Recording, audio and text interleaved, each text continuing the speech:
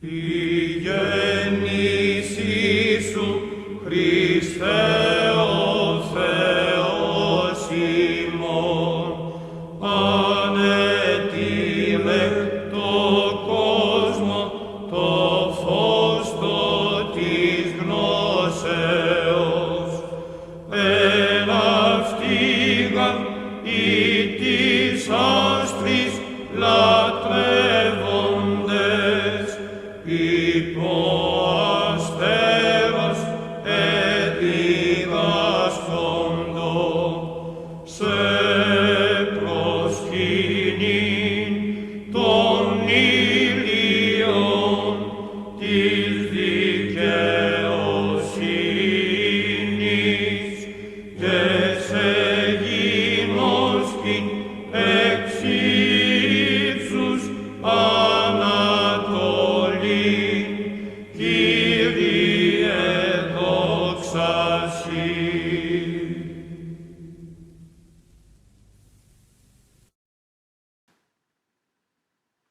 Manolis Hatzimarkos was for our time in the 20th century a prominent musical figure with a rich and varied contribution to our liturgical music and our chanting tradition.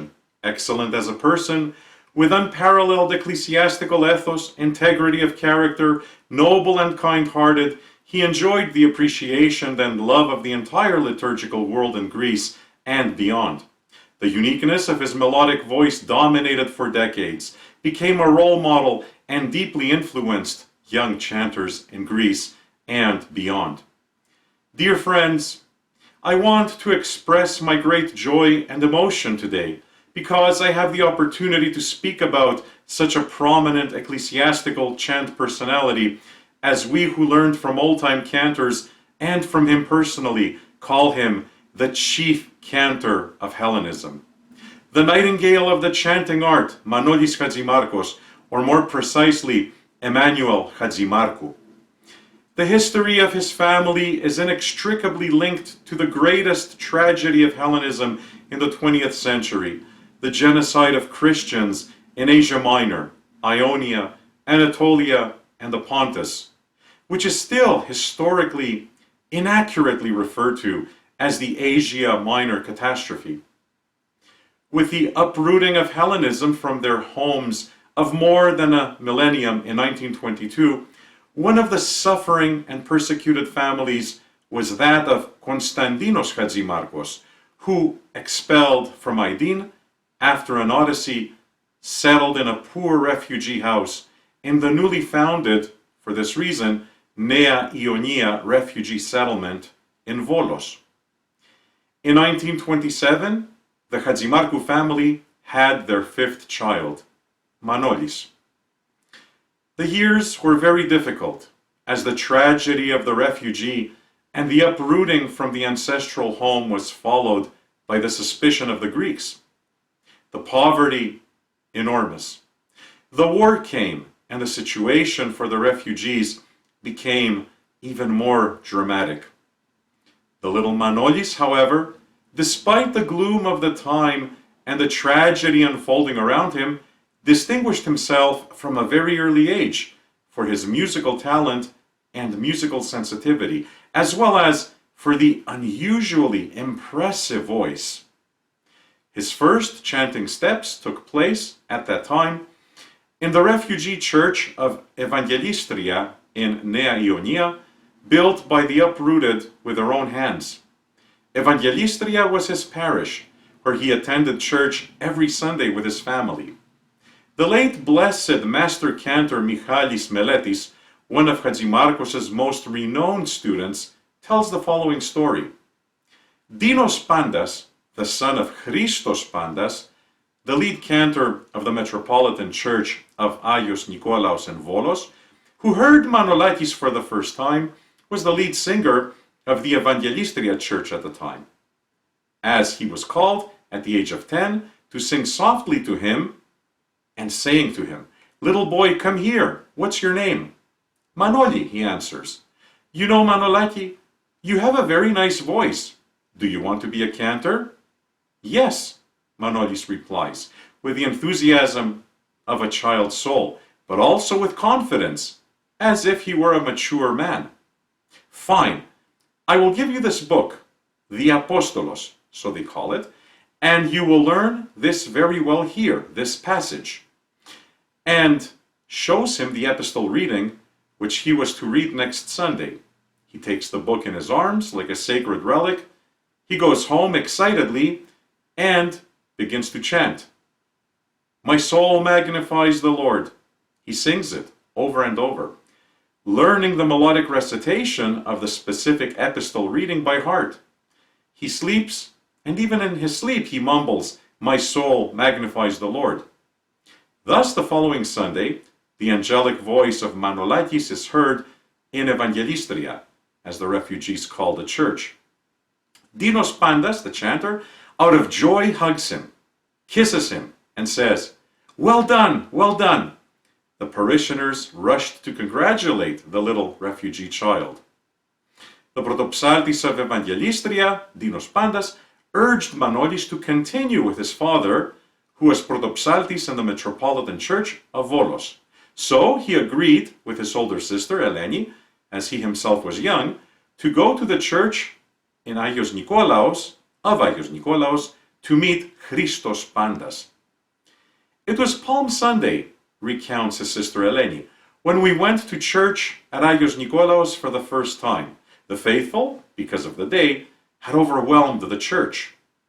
Timidly, the little refugee child ascended to the analogion, which he was destined to serve in a few years. Good morning, he says, and begins to sing slowly, a stranger among strangers. However, as the divine liturgy continued, the little boy grew discouraged and began to sing louder. Everyone was surprised. Where does this voice come from? The congregation asks. Did the angels come down to earth? The divine liturgy is over, and the cantor asks him who he is. What a surprise! It is Manolis from Nea Ionia, the little one, that his son, Dinos, had told him about. Christos Pandas hugs him tightly and says, you, Manolis, will become a great chanter. Και τώρα, ο Μανώλης θα μας κάνει το δύναμις το δικό μου σε ήχο σαμπά. Δηλαδή τι θα πει σαμπά? Είναι τούτη τη λέξη και να είμαστε παρεξηγήσουν. Δηλαδή τον δι με ύφεση, τον ζω με ύφεση και τον απανοπά με ύφεση. Πάντε μου Μανώλη λέει να σ' ακούω.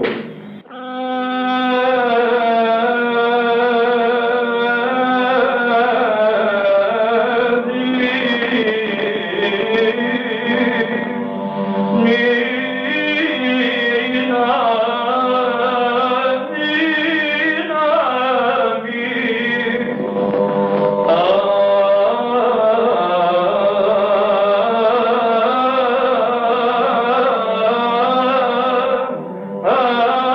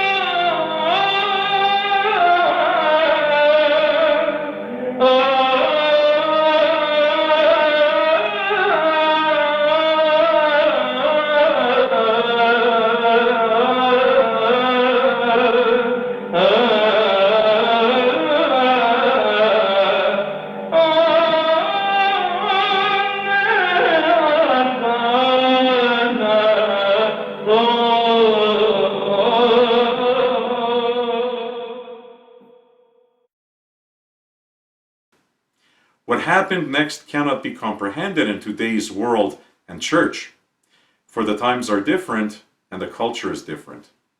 The parishioners of Agios Nikolaos ran to hug him. They kissed him. They even put money in his pockets. Then he sat down on a bench and counted the money. The count came to 450 drachmas. With this money, his poor family would have a good Easter. He continued throughout Holy Week to go every night to the bridegroom services. Everyone went to the resurrection service as a family, father, mother, siblings. It was a big thing then to go from Nea Ionia to Volos. Manolis imagined the whole trip to the humble refugee family. At the end of the resurrection divine liturgy, Christos Pandas met the whole family and undertook to teach Manolis Byzantine music, recognizing that he had a rare talent in front of him. A year later, on Maundy Thursday, Manolis sings the Doxastikon, Lord ascending to you on the cross, Kyrie anavenondos en to stavro. Pandas tears up and says, every 100 years such a voice is born. Well done, Manolaki. That's what he called him. Apart from Christos Pandas, Hatzimarkos' teachers were Theodoros Hadzi Theodorou, Theodosios Georgiadis, and the legendary Archon Protopsaltis of the Great Church of Christ, Konstantinos Pringos. After a while, the situation became very bad. Hatzimarkos' family was forced to leave Volos. From 1941 to 1944, he lived in the province of Almiros. They were hosted in the village of Krokio, where Manolis chanted to Agios Nikolaos and thus secured the necessities for his family. It is characteristic that from a very young age, thanks to his unparalleled art, he became the breadwinner of his family.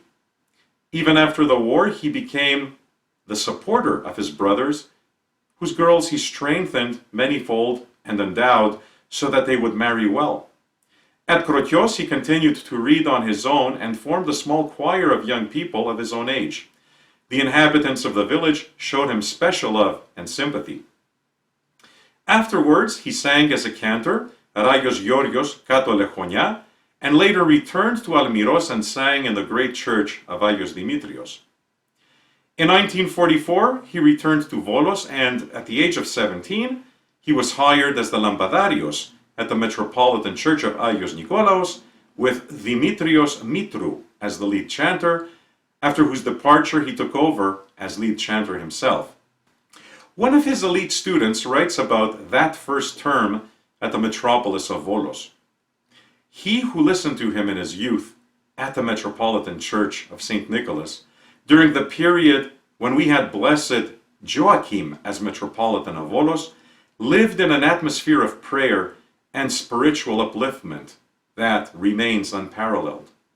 Particularly when he directed the multi-member chorale of the right side Analogion, rendering very expressively the slow doxologies of the Orthros. In 1951, he served his military service in Athens, where he sang in Chrysospiliotissa, and later returned to the metropolis of Volos as Protopsaltis with the late Kyriakos Argyropoulos as Lambadarios. At the end of 1956, beginning of 57, the musicophiles of Larissa, who loved Hatzimarkos, invited him to undertake the Protopsaltia of Agios Achillios. So it happened. The people of Larissa ran every Sunday with tape recorders to record Manolis. This, however, did not last long, because in 1957, the newly elected Metropolitan of Dimitrias Damaskinos, passing through Larissa, heard the chanter of St. Achillios and was impressed. Therefore, he asks him to return to Volos. After his enthronement, Damaskinos joyfully announces to the people of Volos, Manolis Hatzimarkos is returning to Volos from today.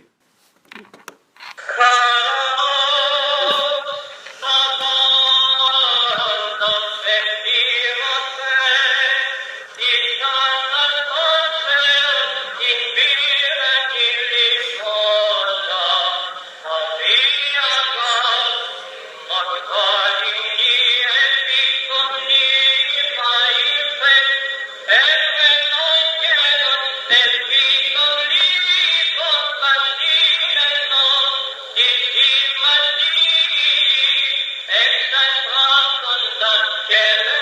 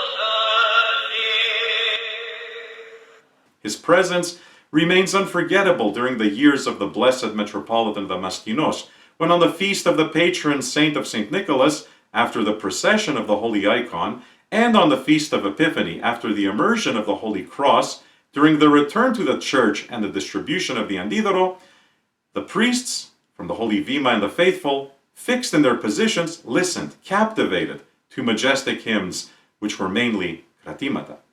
In these chants, tirelessly and with inexhaustible passion, Hatzimarkos presented his unique and unsurpassed musical improvisations, always, however, faithful to the Constantinopolitan tradition.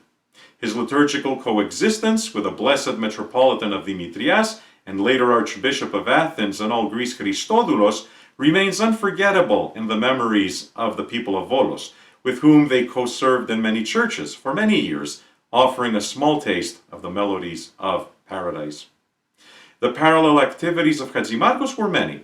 On his initiative, the School of Byzantine Music of the metropolis of Dimitrias was founded in 1947, first functioning in the basement space of the Metropolitan Church in a gloomy area, of great division and sharpening of even political passions, which, however, became a place of unity, formation of ecclesiastical ethos, and a nursery for young cantors. It must be emphasized that this is the first such school to be established in the Greek area, in that region, and it counts more than 80 years of life and inexhaustible contribution not only to the local church, but to all of Greece and beyond. There, Hatzimarkos unfolded his teaching talent, offering his many students the minutiae of the art of chanting that were passed to him by his great teachers.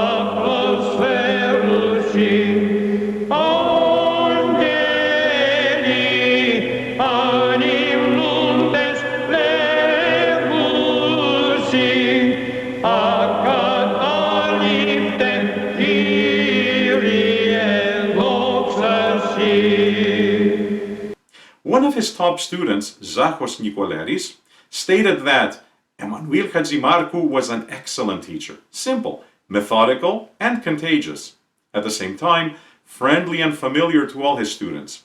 Among the many gifts given to him by God were his precise rhythmic education, time was in his being, his orthophony, and the faithful performance of musical texts, with the necessary, of course, analyses of the musical ornaments. It is worth noting that Hatzimarkos formed a relationship with his students that went beyond the usual one between teacher and student. For many, especially those who were poor in the province, he became a true father. He supported them financially while personally taking care of their professional rehabilitation. He also created the well-known Byzantine choir of Volos, which performed in many notable performances. In 1958, he was appointed professor of Byzantine music and church education, and in 1960, he married his beloved wife Ioana, with whom he had 2 children. The musicophiles of Constantinople, who adored Hatzimarkos, invited him to sing in their city. Thus, he made the first pilgrimage to Constantinople, where he sang in various churches with particularly large followings and full-to-capacity churches. The expatriate newspapers of the time wrote glowing comments about Hatzimarkos. This is how the Greek newspaper, Chronos tis Polis, in 1960, on the 20th of March, describes one event. And the crowds came by all means of transport, both on foot and from distant districts, to be heard, to be united and to be soothed by the immortal Byzantine music performed by the sweet-singing master performer. Churches and forecourts of the churches were occupied to capacity by the faithful, who motionless, as if petrified, watched the chanter. Byzantine music was deified in the person of Hatzimarkos, writes the newspaper. At the end of the service, the crowd erupts into resounding cheers and applause. These events are repeated in other appearances of Hatzimarkos in Constantinople. According to tradition, no one was ever applauded inside a church of Constantinople after St. John Chrysostom, even if the most angelic voices of Romeo Signi had passed through those churches. The Archon Protopsaltis of the Great Church of Christ, Konstantinos Pringos, who liked and appreciated Manolis, at a certain meeting when interlocutors asked him who he considered to be the pinnacle of the art of chanting in modern day, Pringos answered, Dimitrios Mitru and Manolis Hatzimarkos.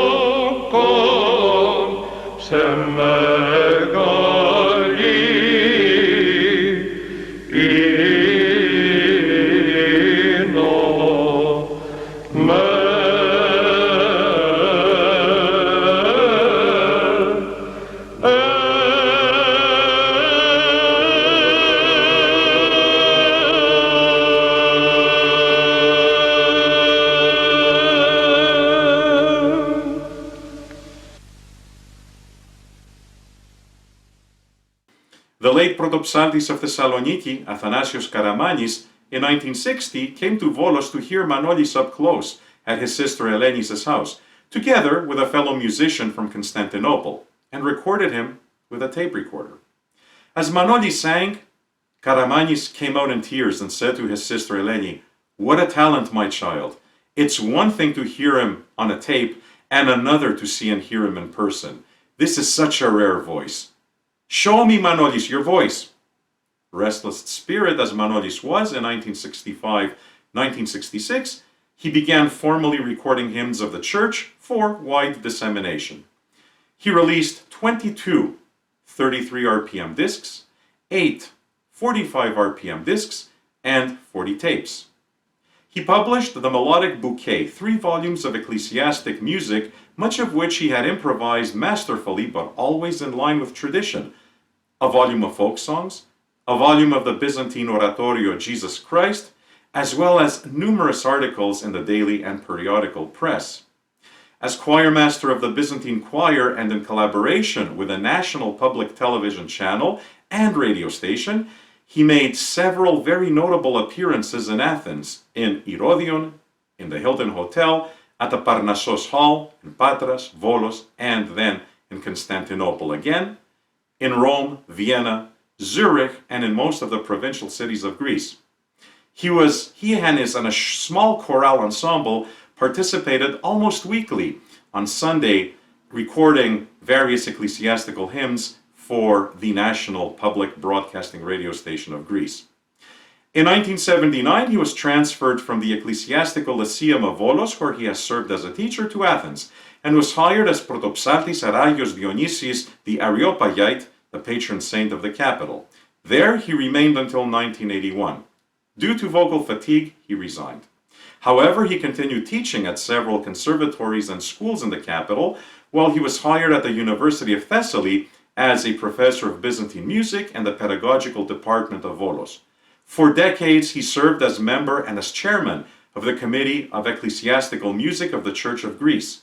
This body also served as the evaluation committee for aspiring cantors to be appointed to churches as lambadari or protopsalte. Strict in his high standards, Hatzimarkos challenged every possible candidate to ensure that only the most traditional and inspiring would rise to the analogia. As a trade unionist, he was president of the Ecclesiastical Education Teachers Union, the president of the Federation of Chanters Association of Greece, OMZIE, a member of the Supervisory Board of the Ministry of Education, as well as a member of the renowned European Arts Center of Greece. He was, after all, a charismatic musical personality, a hymnal genius, undoubtedly a very rare voice, an impeccable executor, and a genuine proponent of ecclesiastical Byzantine church music.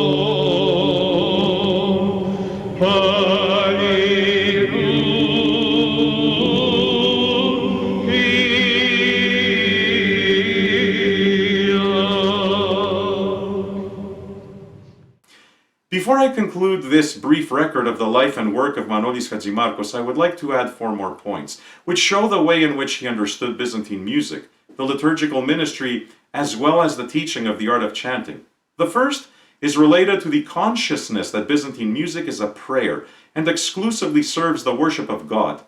At the time when he was cantor of the Metropolitan Church in Volos, he sang Vespers on Saturday, in the month of July in the heat of summer, with 2 or 3 people in the congregation. He sang, however, as if it were a festival, a Sunday, or a great celebration. He gave it his all, to such an extent that one of his disciples asked him, "Teacher, why? Don't you get tired? We are alone. No one is listening to us. Why are you giving all of yourself?" Manolis' answer, Look around you. It is Christ, the Virgin Mary, Saint Nicholas. Look at the saints watching from their place above the pews. We are never alone when we sing. After all, we sing for them, to glorify the greatness of God and to please the saints. The second relates to the need for singers and apprentices to be taught orthophony as a matter of course, as he was deeply disturbed by the poor timbre, nasality, sloppiness, and above all, very bad articulation of his contemporaries and their students. Orthophony, he said, is a separate branch of the musical art which aims at the natural and clear articulation and the placement of the voice not in the nose or the larynx, but in the natural position, so that the one who sings does not get tired and the one who listens does not get anxious, because orthophony teaches the knowledge of the respiratory system, the use of the joints, the normal use of the various resonators of the mouth, which, if we mention them from bottom to top, are the thorax, the lungs, the trachea, the nasopharynx, the nasal funnels, and so on. The cantor, when he is sufficiently trained, can direct the original sound and benefit from the reverberations of these areas of the respiratory system in order to give more correctly the meaning of each musical phrase and cadence.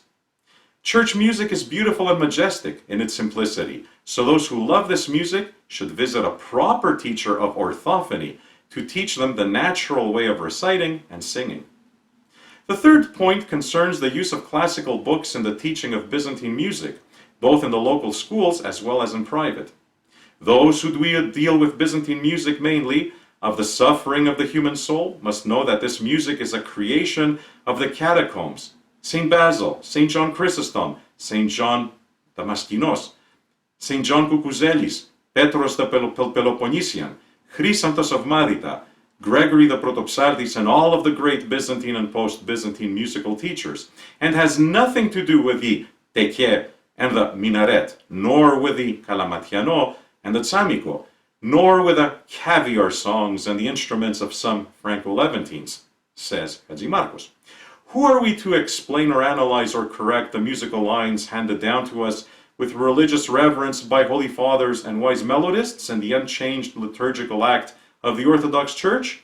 We can, for fun, write and sing the parts that go into our mouths, but under no circumstances should we teach them in musical tradition, because it is codified in the classic books which reached written to us and explained to us by giant melodists and great masters. In the fourth point, he singles out the contribution of the chanters who preserve the unadulterated character of Byzantine music while placing the art of chanting in its rightful place in Orthodox Christian culture and tradition. The watchful guardians of the Greek Orthodox musical tradition, who are singers, firmly hold the torch of faith, hope, and love to illuminate the cultural darkness of the lives of all kinds of deniers of the faith. The deniers of musical tradition, without a solid and serious artistic education, are ecstatic about everything ideological or artistic and pretend to be excited, as long as it is modern. They ignore that our music is the ancestral treasure which has its own artistic laws and is distinguished by the purity of its prayerful character, creates truer terms of religious consciousness, and has an almost biological power over the continuity and preservation of the culture.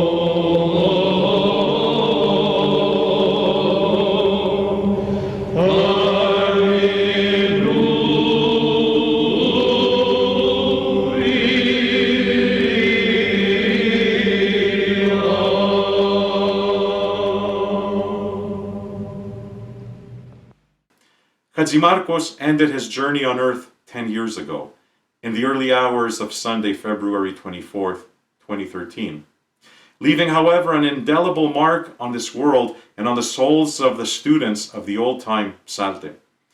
With a touch of his voice and his musical genius, he brought the marbled Byzantine melody to life and gave us the sweet-scented flowers of the hymns.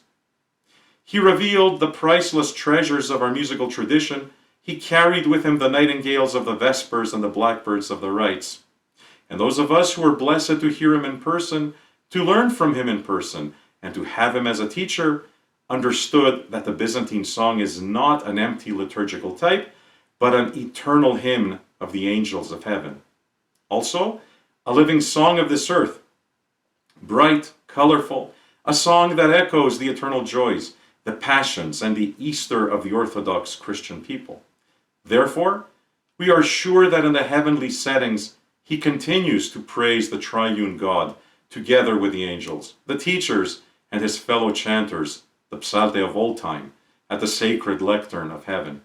One of his students, the Reverend Father Irenaeus Nakos, has noted that Hatzimarkos never imposed his musical ethos style on anyone. He wanted his students to imitate their main teacher only in the stylistic analysis and vocal interpretation of the hymns, and not in the timbre of the voice. Hatzimarkos deplored mimicry.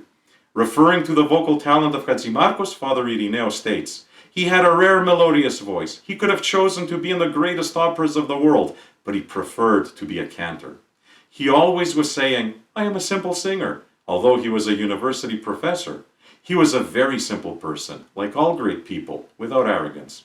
Father Irenaeus also notes that Hatzimarkos did not like honors and distinctions. Besides, he is honored and will always be honored through his many students. He was mainly interested in teaching others in a simple way what music is. Manolis Hatzimarkos was never satisfied with the easy noise of impressions, but throughout his life, he served notes and music on the sacred lecterns.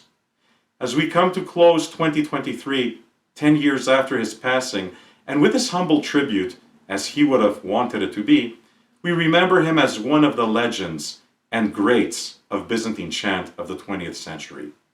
May his memory be eternal.